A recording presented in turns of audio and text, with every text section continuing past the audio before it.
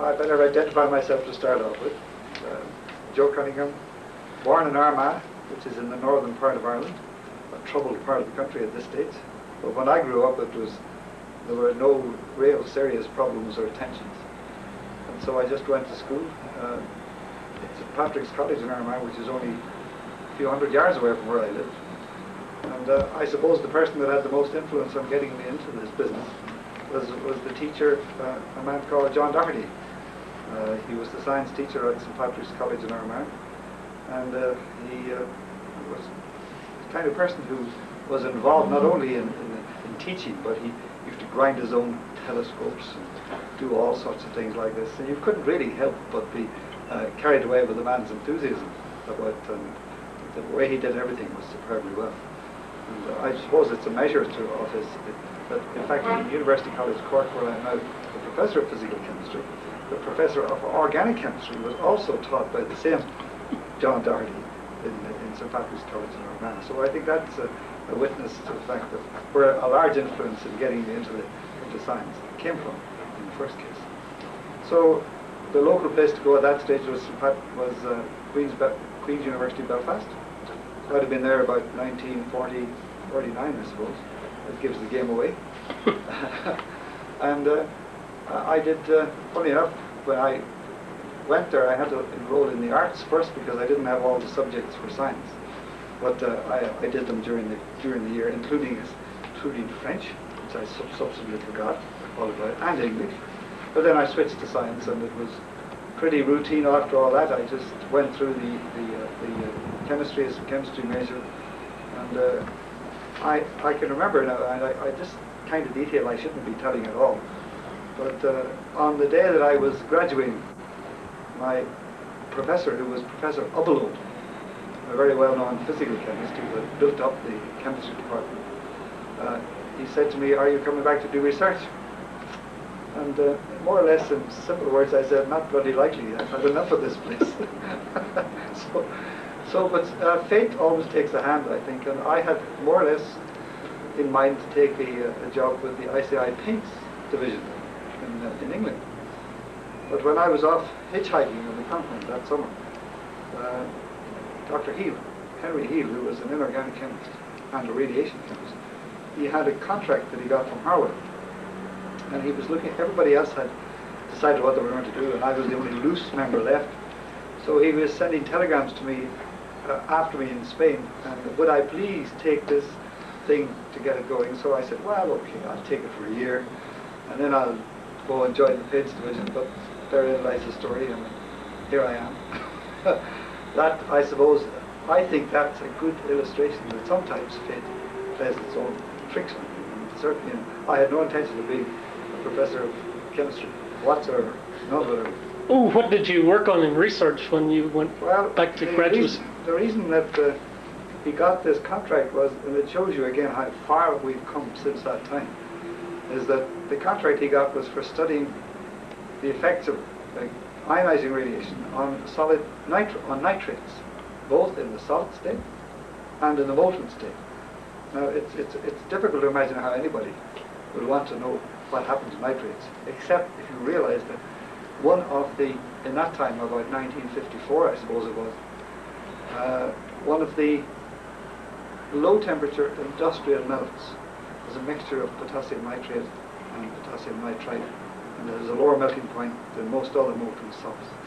So they obviously were looking ahead at Harvard, which was the atomic research establishment in England, but could they think of some coolant which would work better than water? And the first one they thought of was the industrial coolant of nitrates, of these molten nitrates. So we were to investigate what was happening to these nitrates. And of course what happened was that they decomposed like crazy. And you could possibly not, under any circumstances whatsoever, make a nuclear reactor which is cooled with nitrates, because they would decompose immediately. So that's what got me started, and I started, my research was as a radiation chemist, working on mainly solid nitrates and a little bit about molten nitrates, but both of them decomposed like crazy. How long did it take you to come to that conclusion? Well, just long enough to get a PhD. So, which is the honest answer. But, well, it came very quickly, it was obvious that you couldn't do it on that basis. So, but I suppose, again, I didn't even know there was a field of radiation chemistry, and I ended up going in for that. And then I was interested, it touched a point with me. I was always interested in solids, and I didn't want to be working on liquids and aqueous solutions.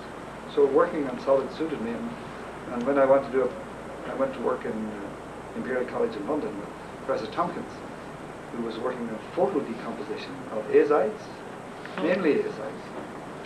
And so he had a postdoc going, and I went there and I started to work on the photo decomposition of sodium azide, potassium azide, color centers, and what have you, all of which I find rather agreeable. I suppose the one incident in that reminds me is that they had a long history of working with azides, funded by, I suppose, the Army Ordnance Office in England.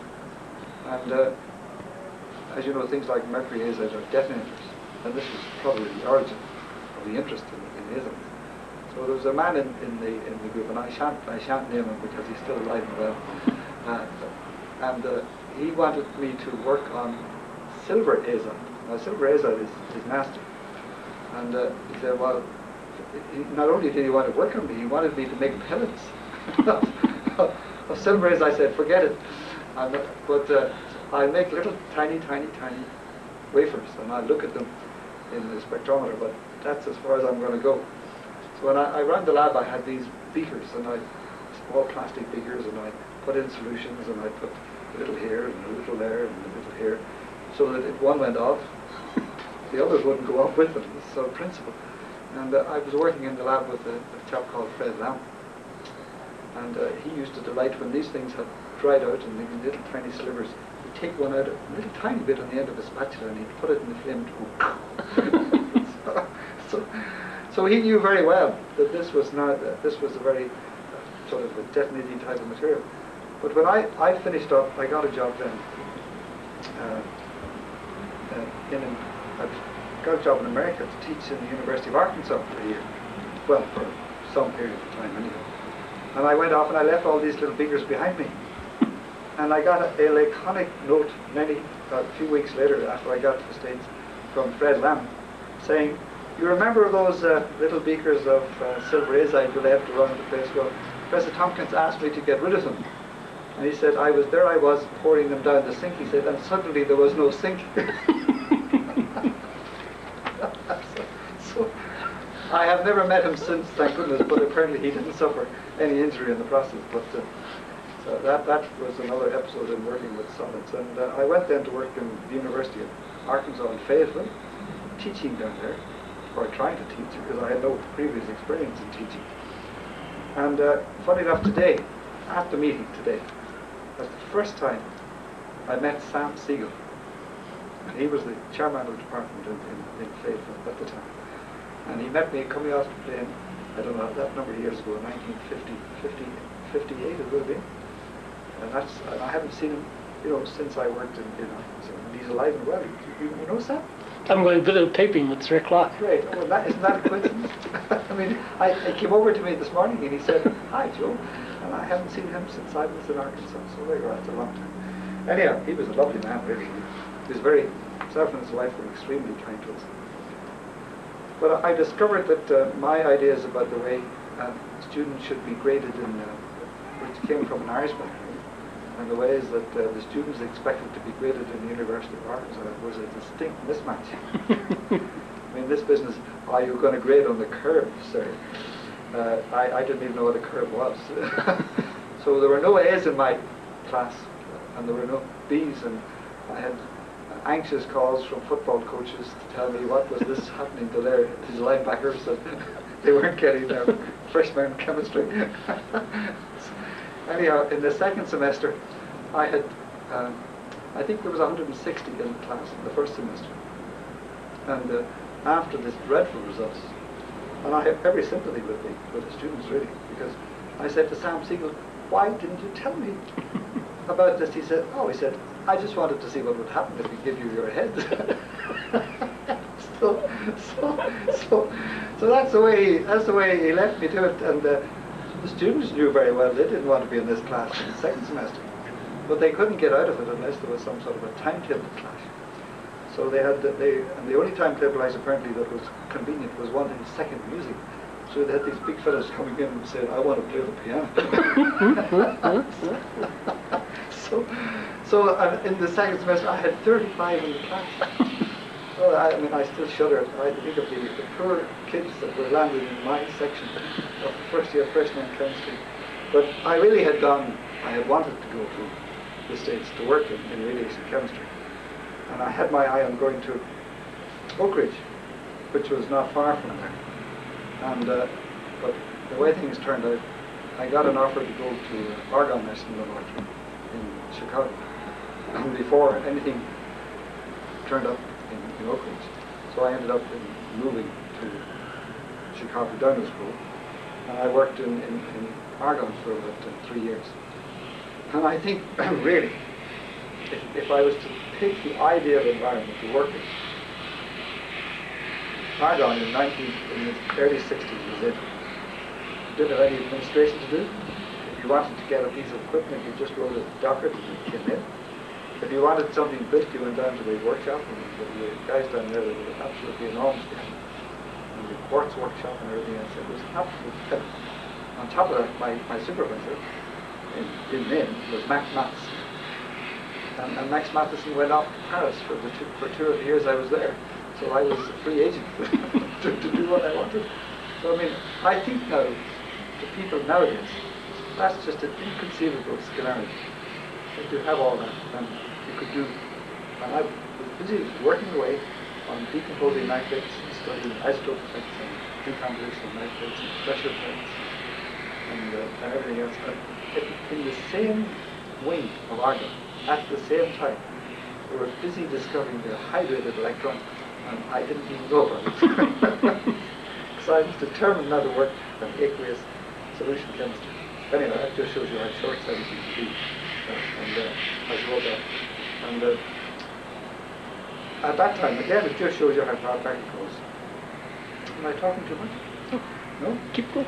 I keep going. Okay, well, who was it? The father of photochemistry. Noyes, Albert Noyes, was retired at that stage, but he had a sort of, he could come and go at Argonne whenever he wanted to. Right? So he always was associated with Max Matheson's group.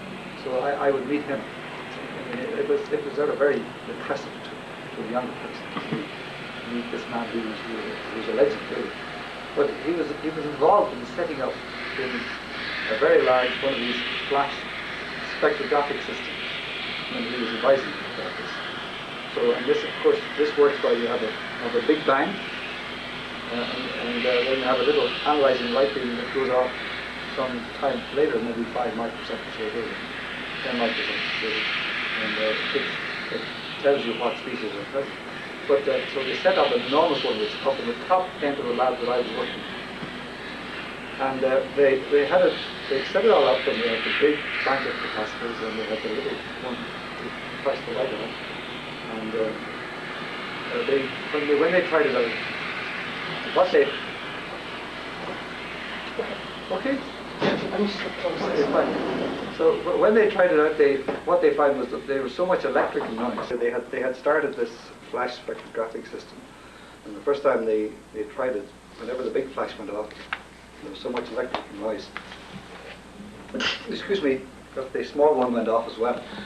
So and this was such a they couldn't get around this problem. So the next thing that about 2 weeks later, we treated the spectacle and coming in with these enormous floor to ceiling sort of wire screen mesh, and a big door that opened and shut, and this was all built up around the large bank of capacitors, and then the small source was put outside this, and when they used to show you that if you went into this large room with a radio, you couldn't get any reception. There was no electrical noise can get in and out through this thing. So they were delighted the big bang went off and the little bang would go off with the preset delay.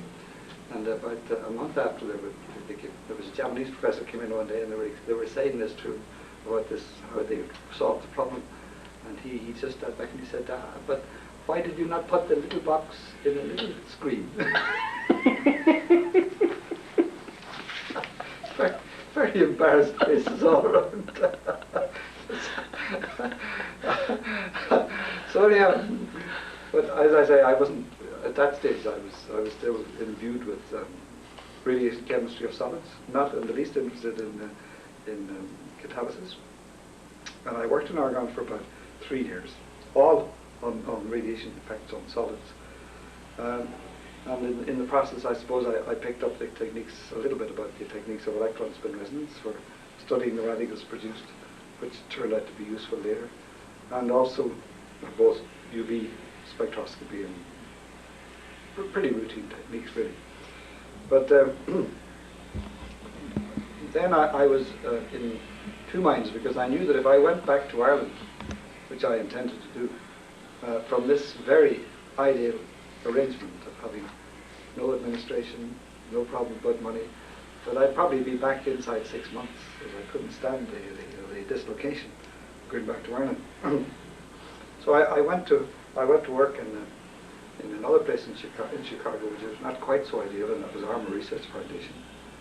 And I was I came to be what was known as the manager of chemical physics, and meant I had to toddle around with my briefcase and try and find support for the group by selling projects to the Army, Air Force, Navy, and whoever else would buy them. So, and it was from there that I ultimately went back to Ireland, and that was not quite such an ideal situation. So I was in good. I used to think of it as a sort of decompression chamber before I went back home. I hope nobody from Armour Research Foundation is listening. It's changed, I'm sure. Okay, fine. So anyhow, when I went back to Ireland, I essentially taught. I went to teach in the university in Dublin, and I found they had no equipment whatever for radiation chemistry. None whatever. There weren't any radiation sources that I could get my hands on. And so this was a sort of a mid-career change of I had to find something else to do that I could do with the equipment. And I had become interested in some work that was done at that time in what was known as radiation catalysis, effects of ionizing radiation promoting the catalytic activity, things like alumina and silica. It's a very little sort of side field, but there was considerable interest in it at one time. And this had sort of got me thinking about what catalysis would happen if you irradiate things. So I started to do photocatalysis, and that's been a recurrent theme with me ever since. This sort of how does light and solids interact to produce useful photocatalytic activity? And that's where it came from, really, that I hadn't any radiation sources. And for the first few summers I was back in Ireland, I used to go and work in the radiation laboratory. Milton Burton was still there, and still in control. And I worked with him when John McGee was there, and Bill Hamill. I mainly cooperated with Bill Hamill when I was there. So that was a useful sort of bridge between being a radiation chemist in the States and becoming a photochemist and photocatalytic chemist in Ireland. And that's essentially where my research has led me in that time. And the material I started working with was photo effects on the surfaces of zinc oxide. And we did a few papers on that. And it's interesting how you sort of one field will sort of color what you do in another field. Because in radiation chemistry, if a radiation chemist wanted to pick up an electron, he would use nitrous oxide. Because with good electron, and in aqueous solutions or whatever, it would pick up an electron, give you N2O minus. N2O minus falls apart, and you can measure the nitrogen product. So when I started to do photochemistry, I said, oh, okay, so what do I want to know how many electrons there are on the surface of zinc oxide. So I put in nitrous oxide and watched the nitrous oxide just decompose. And we got some nice papers out of this, because you could show that the whole process was really dominated by the ability of the surface to take a certain number of charge, to become charged, and give you a Schottky barrier effect. And then once it got charged up, the effect stopped. And that work was quite interesting at the time. And I think the student who did that work with me went to work in Phillips on the strength of having worked in these materials, and he's now a professor in Utrecht. So that was sort of a useful line. Who was this student? His name is John Kelly, and he's now the professor in the University of Utrecht. So that was a fruitful line of endeavour.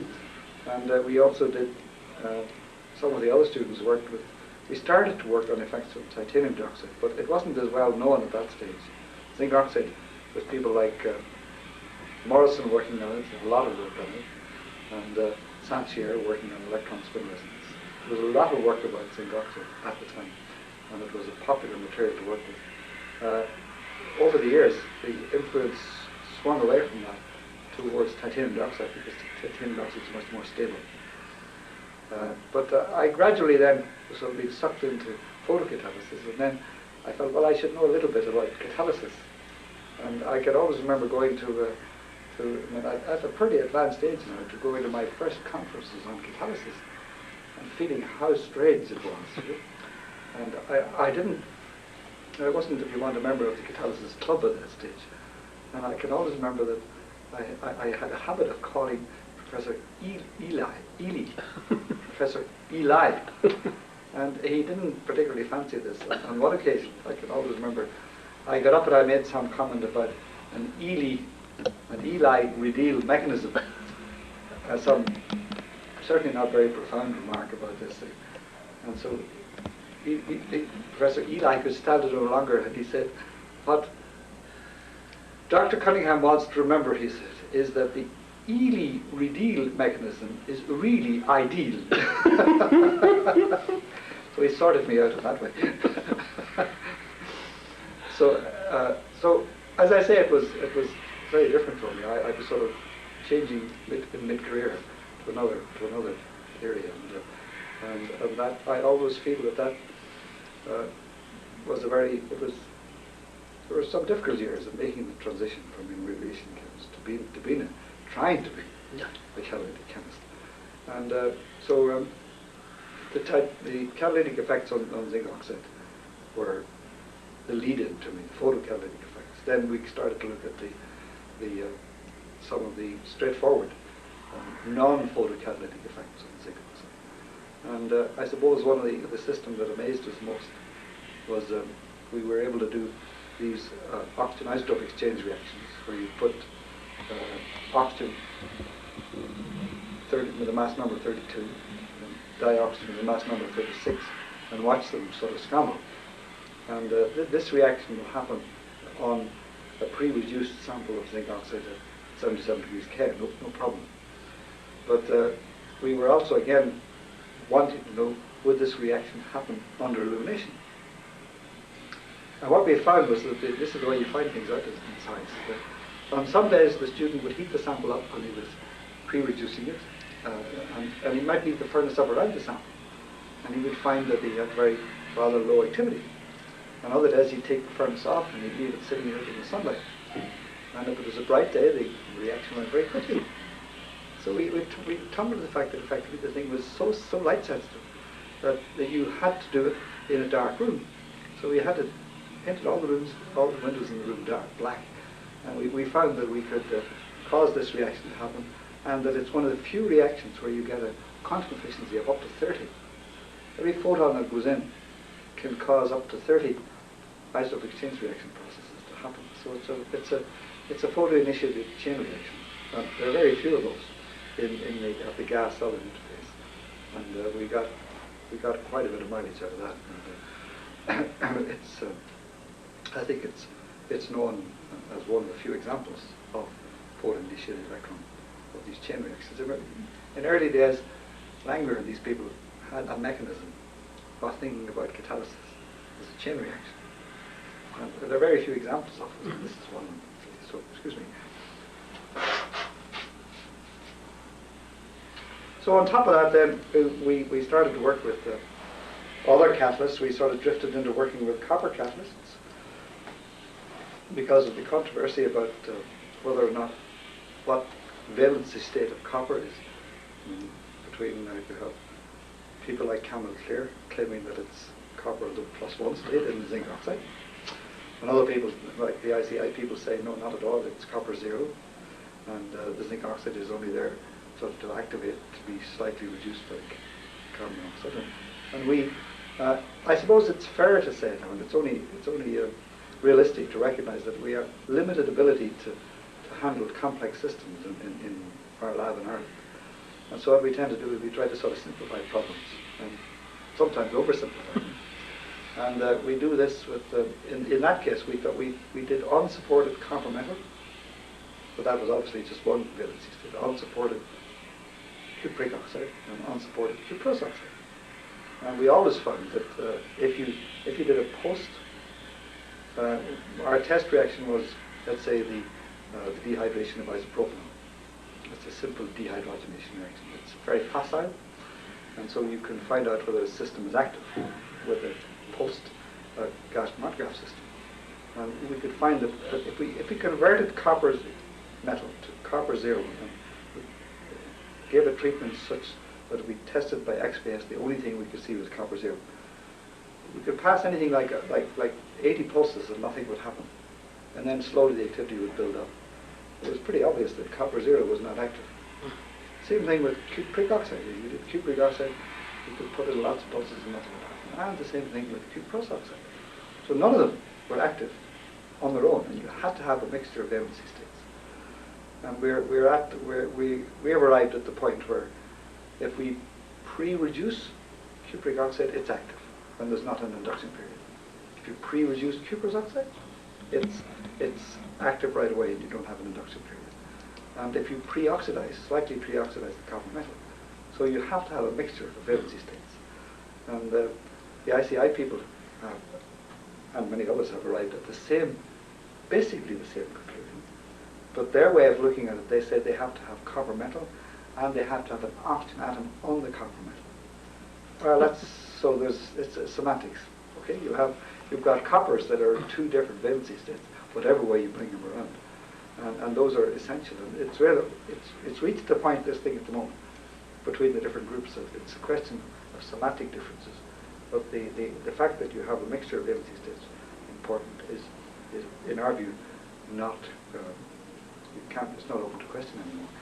The argument, the interesting points next is exactly what are the two valency states and how do you make them cooperate to produce the effects that they do.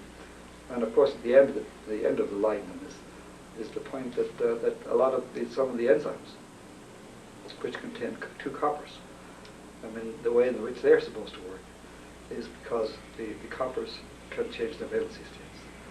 And we're trying to find analogies between the mixture of valency states in these copper catalysts and the way in which different valency states occur in enzyme systems.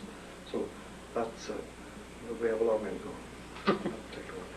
So is that enough for that? How did Professor Tompkins interact with his students when you were there?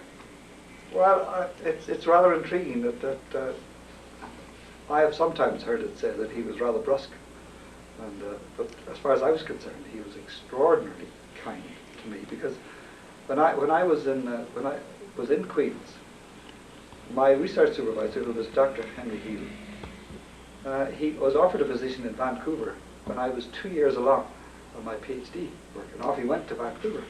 So I was left with 2/3 or whatever fraction of a PhD you want to talk about it, and no one to direct me, because there wasn't any other radiation chemist in Belfast. So I hunted around, and Tompkins said, even though I wasn't a fully qualified postdoc at that stage, why didn't I come and work with him? And he helped me to finish he supervised me while I finished the thesis. No, he didn't need to do that.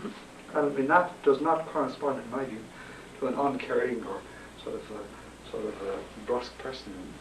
I've always been very grateful to him on that basis. I mean, he could be sharp. He liked to project an image of being brusque and at times asking sharp questions, but which sciences doesn't like to ask sharp questions at some time or another. So, I mean, my impressions of him are indeed very, very, very, very grateful to him for his help to me, and I learned a lot from him in terms of the properties of azides. Was he there every day, or? Pretty well, yes, because I think he did some of his work as editor of the Faraday Transactions as it then was. He did much of that from next door, and his secretary, I think, who handled a lot of the work was next door. And every now and again, when he had a problem, if he was writing a paper or trying to sort something out, he'd come in and he'd perch up on a stool. And I know those who he was not a man of great high stature, but he perched up on top of the stool, and he'd sit there and he'd talk at myself and Fred Lamb, and the other person in the lab was Dilwyn Jenkins. And he would talk away, working out the problem, and he used to say, "Really, all I need is a dog that will sit here and listen to me."